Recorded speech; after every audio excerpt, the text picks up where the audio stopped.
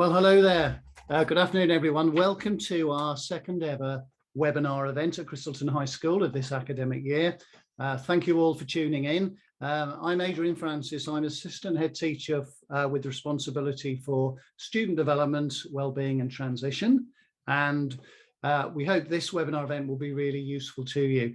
We expect it to last about half an hour or so, but as with any webinar, please feel to join or leave as suits best. The aim of this event really is to cover two main areas, which we hope you will find of interest. In a moment, my colleague Nia Roberts, Assistant Head Teacher, is going to talk through the cash report system. Hopefully you've got the cash reports in front of you of your child in Year 7 or Year 8. And then we're also going to have a presentation about online safety and keeping your child safe online.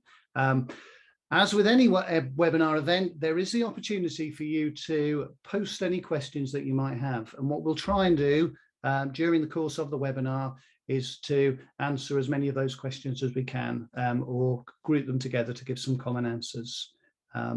So without any more ado, I'm going to hand over to my colleague Nia Roberts, Assistant Head Teacher, and she's going to say a little bit more about our cash reporting system. Over to you, Nia. Thank you very much, Mr. Francis. I'm just going to share my screen now. Okay, so welcome to the cash section of this afternoon's webinar. It's great that so many of you have been able to join us, and I really hope this short session is going to be really supportive for you in terms of being able to interpret your child's report, but also to understand how you can support them in making progress. So really this short session is designed to build on from the cash parent guide that you can find on our school website.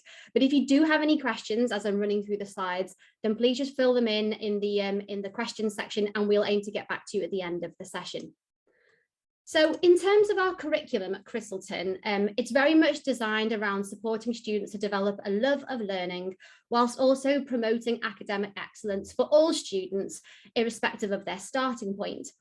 And we do that through ensuring that students develop the required knowledge and skills that they need in each of their subject areas, whilst also supporting them to develop the correct attitudes and also the all-important learning habits to ensure that they can be resilient and independent and successful and lifelong learners. And with that, we formed the cash assessment framework for knowledge, attitudes, skills and habits. And this means that every year, 3 times a year, you'll get an update in terms of how your child is making progress in each of those areas. Now, one of those updates will be in the form of a parents' evening, but the other 2 will be in terms of a report, which is one like the one that you've just received. And the primary aim of that report is to provide you with that all-important snapshot of progress as to how your child's performing. So let's take a look at the cash report itself. Now, as you will see, there's quite a few colours on there, and those colours are used to indicate quickly and easily the areas of strength for your child in each of the areas of knowledge, attitude, skills and habits, and also the areas for development, the areas where at the moment your child's not quite making possibly expected progress. And I'll speak about each of those 4 areas in a little bit more detail in a moment. But there's another couple of points that I wanted to point out. So first and foremost, if you've got any children who are in the school but not in Year 7 and 8, you will notice that the reports are slightly different. They're still cash reports, but in Year 7 and 8, we use starting points. And starting points allow us to focus on progress as opposed to attainment. And it allows us to be able to think about how much progress your child has made since they started with us on their learning journey. Now, this is featured more in the video on the school website, but just as a quick recap, in terms of starting points, traditionally and next year, we will be using Key Stage 2 SATs data to identify those starting points. But for students in Year 7 and 8, as we didn't have that data, then we decided to use a few different sources of evidence to be able to decide upon the starting point: mid-year baseline outcomes, Key Stage 2 assessment data, and also any work that your child had completed during those first few weeks and months while they were here in Crystalton. So teacher professional judgment, we also use that as well. Now you'll notice that in some subject areas, your child hasn't been identified a starting point, and that's predominantly the creative subjects, because we made a decision to be able to allow students that little bit more time to get themselves settled in the creative classrooms, especially due to COVID, to ensure that they can experience that for a full year. And then at the end of year 7 or the end of year 8, they will now get the opportunity to be awarded a starting point in those creative subjects. But all starting points are going to be reviewed at the end of every year, and we're actually going to start that process after Easter. So if you feel that the starting point for your child is maybe not quite right, then we'll be investigating that in department areas, and you'll hear from subject teachers if we feel that we're going to make any changes to that. Another thing I wanted to point out in terms of the report, and I touched on it very briefly before, is that all of the reporting that you will see and all of the gradings are very much based on the work that your child has completed to date. So this will vary naturally over the course of the year. Some areas where your child may find that slightly easier, you might find that they are going to get more greens than other areas. It just simply is going to fluctuate. It's based on the work that your child has completed in the form of classwork, homeworks, and assessments. So what I wanted to do was focus on, predominantly to begin with anyway, knowledge and skills, because knowledge and skills are the areas that are most linked to the subject areas, and they're more subject specific. Now, knowledge is what your child can remember, what they can retain, and what they're able to recall in various different forms. And skills are those subject specific skills. Now, you can see on the report on the screen, the child's report that we've got is showing that we've got some art, we've got expected across the board there. So that the child is making expected progress in art across the areas of attitude, skills, and habits. For DT, the same. You can see in English, relative to their starting point, they're performing above for knowledge and skills. And then as we move down the page here, you can see that in maths, this child has got working towards for knowledge and for skills. Now, it's important to note that within the classroom, so our subject teachers will always use quality first teaching to support students in being able to make progress. We want all students to be at least expected across in their different areas, but we realise that this sometimes might be a struggle. And so class teachers will always support students in various different ways. But it's about being able to support students in independently being able to identify what do I need to do? What can I do to move forward in terms of knowledge and skills? And this is where I wanted to show you a couple other things on our school website. As part of the practice in the classroom, all students will be encouraged to reflect upon feedback. So students should have an idea of where they need to develop in terms of their knowledge and skills. But I feel this is going to be useful to point out. So if you go to our school website and you click on the curriculum tab, under the subjects area, you'll be able to see all the subjects listed. And if you recall, the report we looked at had working towards in knowledge and skills in maths. So if I go to maths and I scroll down, you will see here that you can find out quite a bit of information to complement that you've got in the curriculum booklet already about the workings in maths and the curriculum structure and what actually has been covered over this past half term. So you can see that you've got a curriculum map, which details everything that's covered. And then for students in year 7 and 8, you will see that you've got these assessment grids. And this very much, if I click on like last half term, for example, this details exactly what students need to be able to achieve relative to each of the starting points. So whereas on the report we looked at, the student was intermediate and they were working towards, they hadn't yet quite secured all of these areas for knowledge and skills. So it's a matter of them looking through this, or maybe with support at home, looking through that list of areas and just checking and revisiting and ensuring that they're building on any mistakes or misconceptions to complement that happens in the classroom. So I think that's really useful to point out, and it's really great. We try and encourage students to make use of this as much as we can. But I think it's interesting to know as a parent to see that this is on our website as well. Also, if you go to the curriculum tab for assessment and reporting, at the bottom of this page, you will also find, let me just go to introduction, sorry.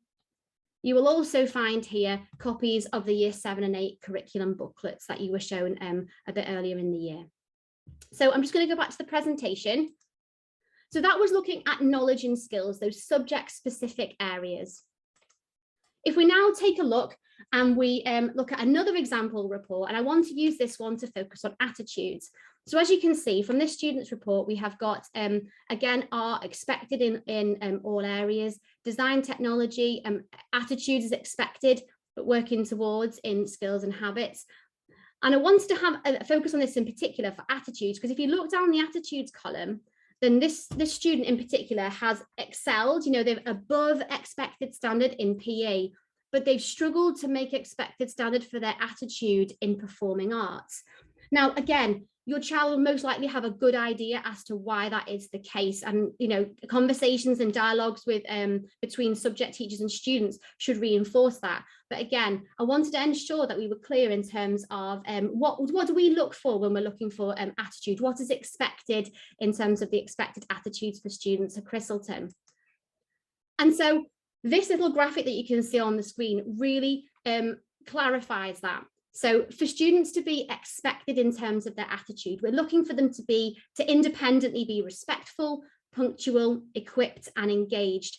So relative to the report we just looked at for performing arts, if a student is working towards, it could be that possibly they are maybe struggling to contribute frequently, or they are struggling to complete their homework, or maybe they are not on time to their lesson, or they haven't met their deadlines. This very much identifies what's expected in terms of the attitudes. So if you've got, if you feel like your child wants to make progress in their attitude, then it's worthwhile having a look at this. And this is going to be on our school website for you to be able to refer to, but it just summarizes what we're looking for in terms of students independently demonstrating those expected attitudes. Let's have a look at another style of report, another report, in fact, where I want to focus on habits. Now, habits, from the feedback we've had from students, some students do struggle to understand what we mean by habits. And habits very much is that metacognitive development. It's us helping the students to be better learners, if you like, to be resilient and to be reflective. And again, this is supported in the classroom. All students are supported through the different processes that we've embedded. But again, it's worthwhile just clarifying and supporting students in how they can develop in terms of their habits. So in a similar way to what we saw before for habits, this little graphic just summarizes what we're looking for. Now, it's important to note that we understand that this is tricky, like students really do struggle with the learning habits. But it is one of our key aims to really ensure that students can develop in these ways. So in terms of expected habits, we want students with direction to be able to be reflective, and with direction to be resourceful, and with direction to be resilient and to become better problem solvers. And as I said, this will be supported in class in terms of our feedback and reflection policy. But we are looking to try and simplify this. So this is what we've done to be able to ensure that students can know what we're looking for. And again, likewise, in terms of the knowledge and the skills, in terms of habits, there are some great resources on our school website that could be used to support your child at home. If I click on this link, it will take me to a part of the website under the Parents tab, and it's called Developing Great Habits. And if I just open this for you. And it's got some fantastic, it's got some fantastic ideas in here of different strategies that you might want to use with your child to help support their learning habits in developing different styles of revision techniques, and being able to reflect on their progress, being able to space and interleave in terms of their habits and their learning. So there's lots of different strategies that you can try here, even in terms of mind maps and flashcards.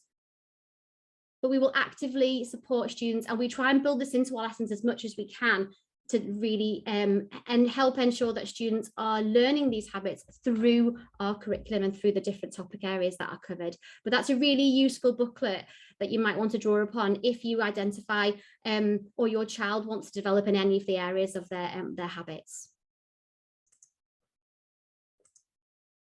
And finally, what I wanted to do is just highlight who you could speak to if you wanted to find out a little bit more about specific areas of the report.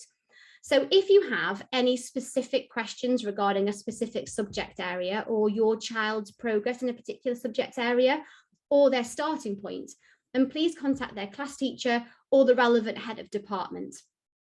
if you've got any questions or concerns, or you want to just find out a little bit more about multiple subject areas, then yeah, you can look at the school website, or you could contact your child's form tutor or their head of year. But if you've got any general cash questions that you want to ask this evening, then as I said before, if you please pop them in the question box, we'll do our best at the end of the session to be able to answer as many questions as possible. But hopefully that run through and the few examples of the different styles of report should give you a good idea as to how to interpret the report, and also where you can find support and guidance for your child in terms of helping them to make further progress. So thank you very much for listening. I'm going to pass back to Mr. Francis now. So thank you very much, Mr. Francis. Thank you, Nia. That was great. I can see, looking at my other screen, we've had 2 or 3 questions posted already about cash. So please keep those questions coming. What we'll do is we'll come back to Nia in about 10-15 minutes time, and then she will answer those questions which are coming through. So if there's anything very general about the cash reports that you'd like to ask, then do please post those on the webinar and we'll come back to those. So Nia, we'll see you again soon. What I'm now going to do is I'm going to hand over to Rachel Harding, who is our assistant head teacher and safeguarding lead, and she's going to introduce our guest speaker, who is going to give an overview about online safety. So Rachel, over to you. Hello, good evening, everybody. As Mr. Francis said, my name's Rachel Harding and I'm the designated safeguarding lead. One of my roles is online safety, and this is taught to your child through lessons like ICT lessons and PSHE lessons. In school, we have, to keep our students safe, we have a filtering system, and we also have a monitoring system which is run by eSafe. So we've invited Ben along, who does that eSafe system for us, and he is going to talk a little bit about online safety. So thank you very much, Ben. I'm really excited to listen to what's going to be said tonight. Thank you. No problem. Thank you, Rachel. I'm just going to share my screen with you guys now, and I'm going to take you through who I am, what we're going to be talking about, and why we're talking about it. I'm a safeguarding expert, and for the last 10 years, I've been working in safeguarding in schools. And the organisation I work for have huge amounts of data. And what we do is, part of the work that we do is we pass this information on to schools and to parents. And the reason for that is because if you're a little bit like me, you're not that au fait with what's happening on the screen as a young person. You're not really too sure, but you're a little bit aware of what's happening when they're on a social media page, or whether they're on a game, or they're talking to someone through their Xbox or their PlayStation. And it's really important that we understand a little bit more. But this all goes back to one specific area of what we need to be doing as adults and as parents and guardians. We need to be talking to our young people about what they're doing online and whether they feel safe. By opening communication with that young person, your child, your young person, it opens up an opportunity for them to let you know what they're thinking. It may be positive, it may be negative, but ultimately it gives them a pathway to doing that. And in the next 10 minutes, I'm going to take you through some things about what's happening online, what's been happening during lockdown and post-lockdown. And there is some sensitive content in this. So if you do have young people sat with you listening to this, you may want to avert their eyes and their ears for the next few minutes. The slides will be shared with the school, and you'll be more than happy to get them from the school. But you really just think of this as a starter for 10. Think of this as if I can take one piece of information away from this and maybe talk to my young person about it. Will it help us communicate? Will it help us engage with them in the way that we might benefit ourselves? So what are we seeing with our young adults? Because that's what they are when they're in this environment. Over lockdown and during and post-lockdown, unfortunately, we've seen 3 specific spikes of activity happening nationally in the UK. Now, this isn't predominantly for your individual school. This is what's been happening as a national trend. We've seen 3 particular spikes in this area. One is around the impact of mental health and being online, which I'm sure some of you have been very aware around. The second one is the access to pornographic material and how easy that's become for young people, and how much of the norm, unfortunately, it's become for them as well. And we do lots of work around this, and the school do huge amounts of work around all these areas. And the third part is stranger danger. Now, stranger danger sounds very primary school. Unfortunately, it's not. It's really about talking to anonymous people that your young person isn't aware of who they are and sharing content with them. And these are the areas that we can pick on a lot when it comes to communicating with our young person. When they're online, are they safe? Do they know who they're talking to? Have they been asked for information about themselves that they might feel uncomfortable about it? And all of this builds to the classic kind of umbrella of digital resilience, which is a huge piece of work that's being carried out through schools and colleges across the country continuously. But those three key areas are really important when it comes to understanding what's had a massive impact on young people. The other part of this is that that hasn't changed. Since lockdown's eased and we've gone into the period of normality again, those norms have stayed. And across the country, we haven't seen anything dipping in terms of access or incidences. We've actually seen them maintaining or increasing. So how can we ensure that our young person is safeguarded when they're or kept safe when they're online? How much do we actually know? And it comes down to what we know and what we don't know. This is usually a game that we play with young people and with parents as well. And it's kind of it's a guess the name of the social media app. And if you take 30 seconds to have a look at this as a parent on here, I'm guessing you might know 2 or 3. And don't worry, we'll send some cheat sheets out to the school so that'll give you a little narrative about what each of these does and what it doesn't do, and what might be a little bit dangerous for your young person to be on. But to give you an idea, there's a lot on here like Discord. Discord's a site where you use it, which is alongside gaming, and you can talk to other people alongside while you're playing. It's also a place for harboring lots of types of content as well. So just be mindful if your young person's accessing Discord, what are they seeing, what are they accessing, who are they talking to, those kind of simple questions. And hopefully the young person will help you understand why they use it and what the benefits are for it. There's Talk to Strangers, which are apps which actually promote talking to strangers. I don't know why either, but they're out there. There's hundreds of them. There's lots of other ones as well, like TikTok, which I'll talk about in a minute. You'll see other ones, and like YOLO, which is an app that you use to talk to individuals you don't know. There's lots more. Mainly, there's 2 or 3 on here that I'd know, and as a professional and as a parent. Things like Instagram. We're all aware of Instagram. But how easy is it to access anonymous people on that? How easy is it to access pornography on that? A lot easier than you think, unfortunately.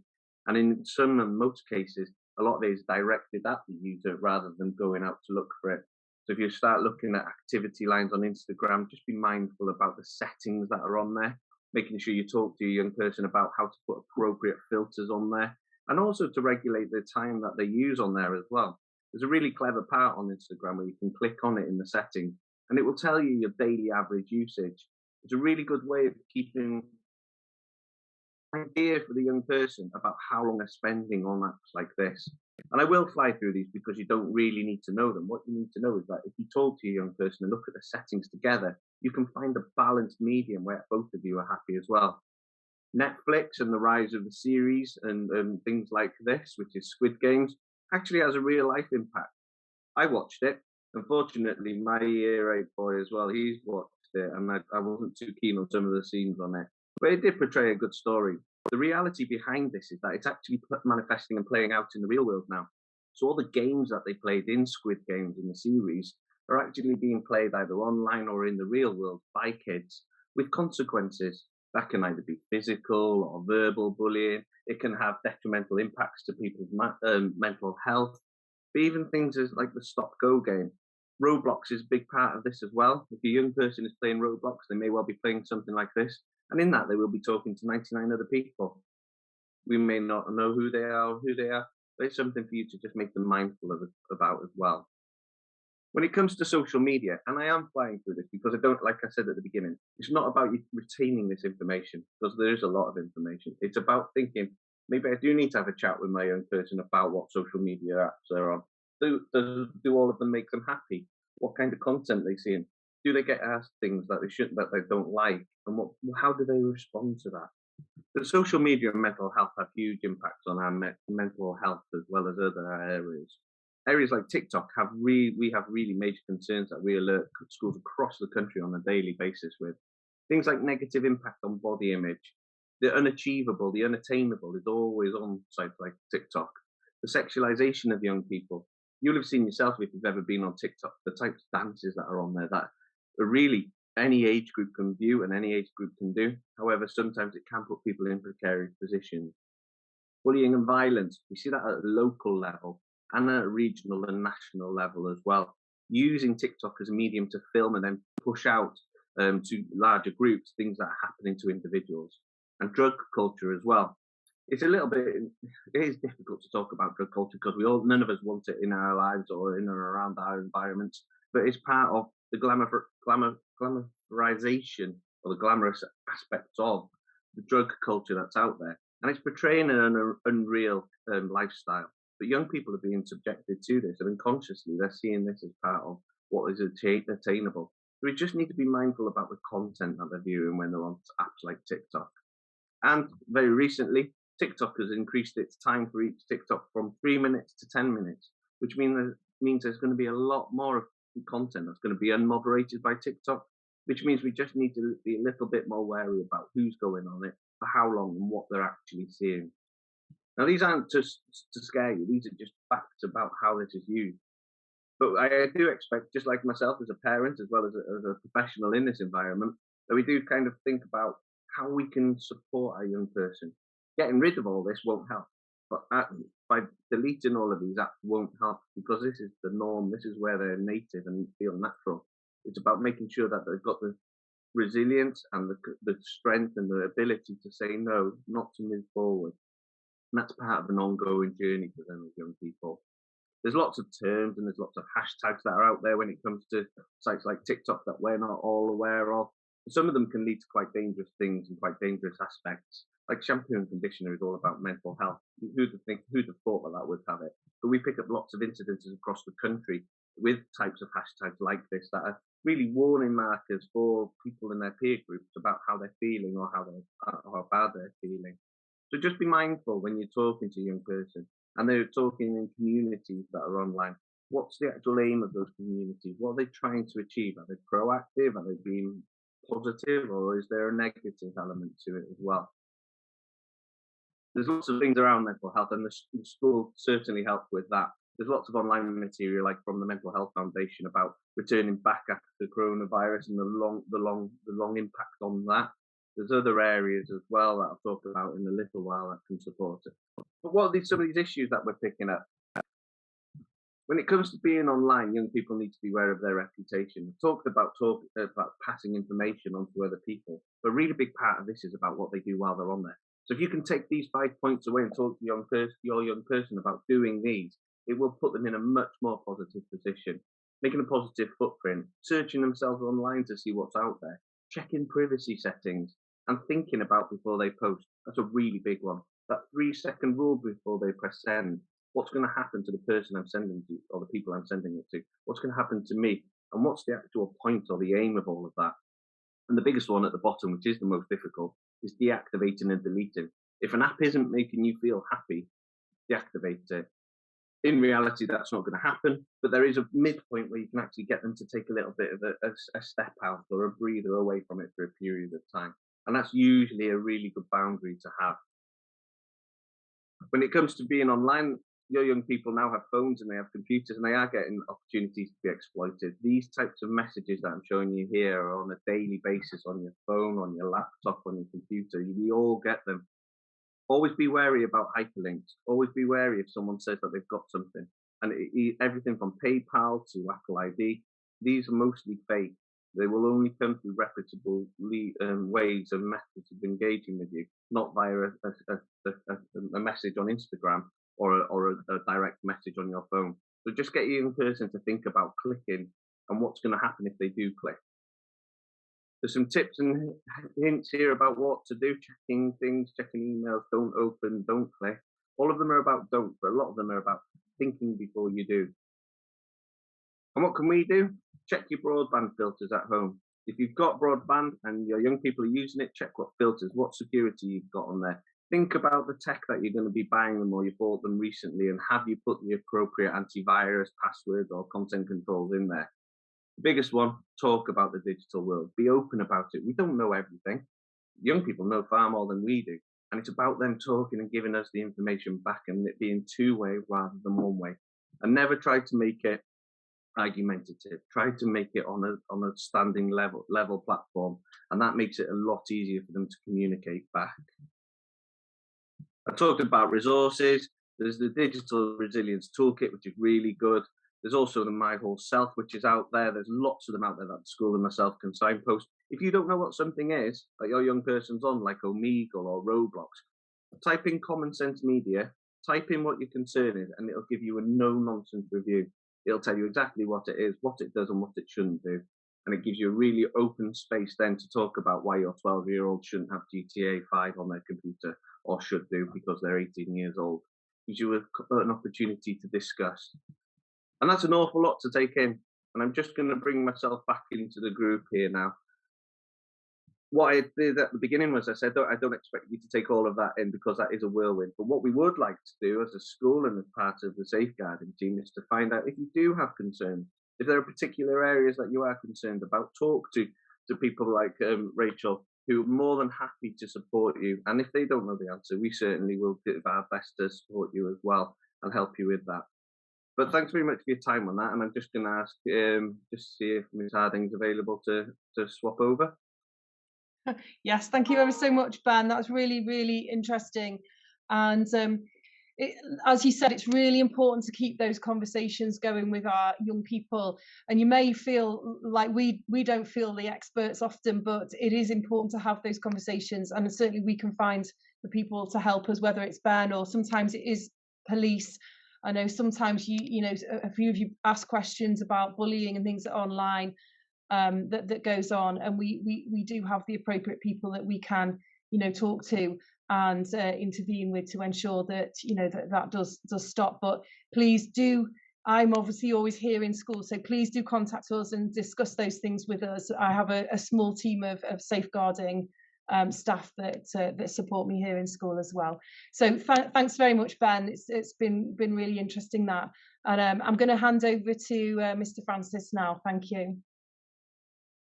Thank you, Rachel, and yeah, thank you again, Ben. That was really interesting. Lots of helpful tips there.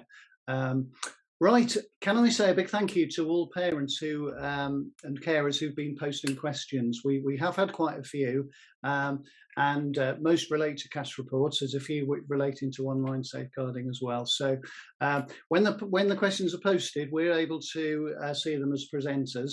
And we're responding in two ways. There are some questions which are quite specific to individuals, which we're just answering individually by typing in responses. But there are a few questions where we feel it would be beneficial for everybody to hear them. There are a few questions we've just typed in replies to individuals rather than making those answers public, because I think they pertain very much to individual cases. But thank you to people who've submitted some more general questions as well. And Nia, I think there's kind of 2 or 3 areas that you're happy to go over with now.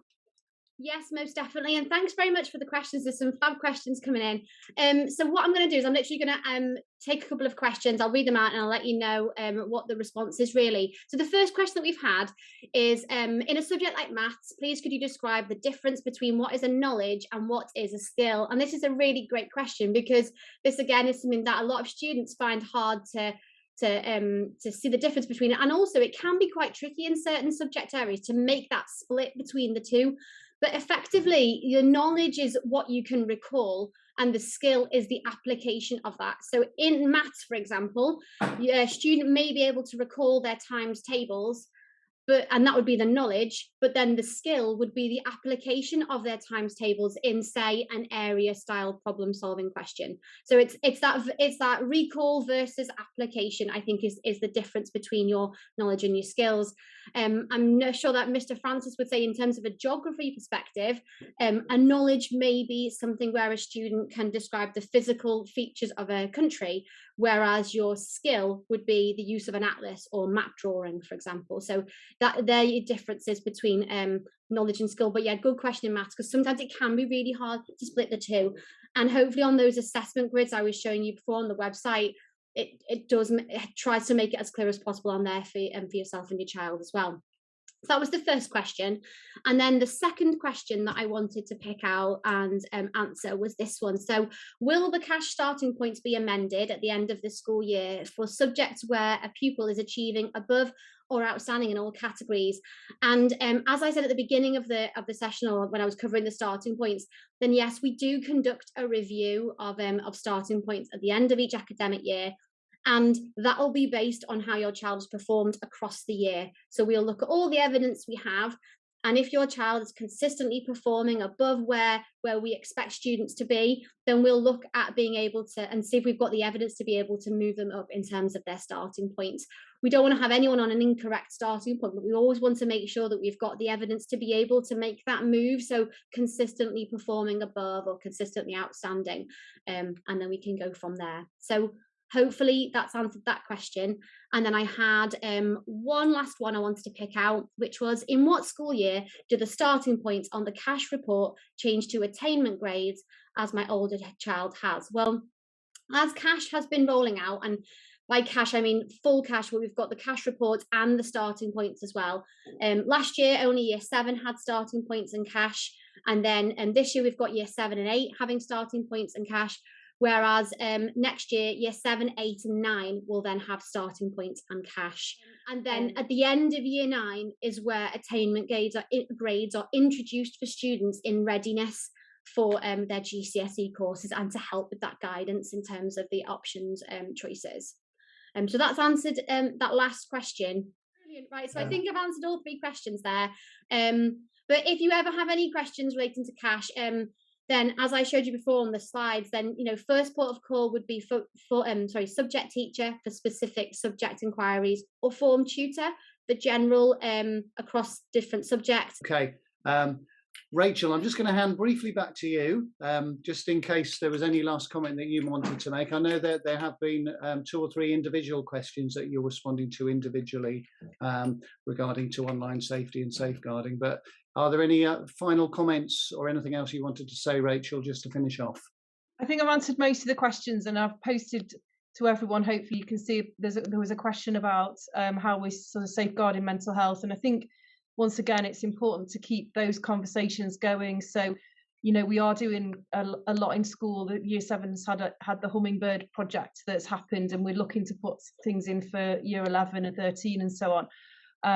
But it's about that conversation about being mentally healthy. I think that's the important thing. So we've got a number of things that we're doing, which will go through the form time programme as well. One person asked about online bullying and so on.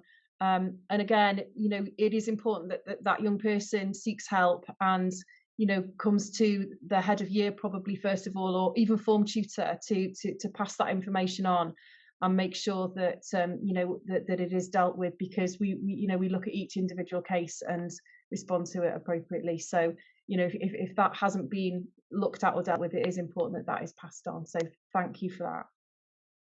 Lovely, thank you, Rachel. I'm going to just hand back to Nia for one last opportunity. I can just see one question that's popped up. We missed your email address as the screen froze.